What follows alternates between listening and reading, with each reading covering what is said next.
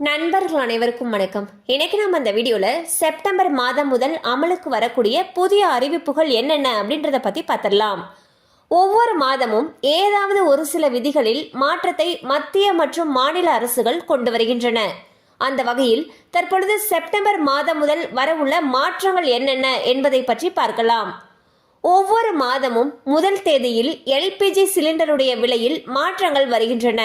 அந்த வகையில் செப்டம்பர் 1ஆம் தேதி வீட்டு உபயோகம் மற்றும் வணிக சிலிண்டர் விலையில் மாற்றங்கள் வரலாம். போலி அழைப்புகள் மற்றும் போலி செய்திகளை கட்டுப்படுத்த தொலைத்தொடர்பு நிறுவனங்களுக்கு ட்ராய் அறிவுறுத்தியுள்ளது. செப்டம்பர் 1ஆம் தேதி முதல் HDFC வங்கி பயன்பாட்டு பரிவர்த்தனைகளுக்கான வெகுமதி புள்ளிகளின் வரம்பை நிர்ணயிக்க உள்ளது. இதன் கீழ் வாடிக்கையாளர்கள் இந்த பரிவர்த்தனைகளில் மாதத்திற்கு 2000 புள்ளிகள் வரை மட்டுமே பெற முடியும். ஆதார் அட்டையை இலவசமாக புதுப்பிப்பதற்கான கடைசி தேதி செப்டம்பர் 14 என நிர்ணயிக்கப்பட்டுள்ளது. இதற்கு பிறகு ஆதார் தொடர்பான சில விஷயங்களை இலவசமாக புதுப்பிக்க முடியாது. செப்டம்பர் 14ஆம் தேதிக்கு பிறகு ஆதாரை புதுப்பிக்க கட்டணம் செலுத்த வேண்டும்.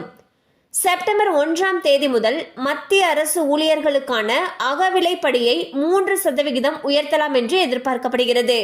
தற்பொழுது அரசு ஊழியர்களுக்கு 50% அகவிலைப்படி வழங்கப்பட்டு வருகிறது.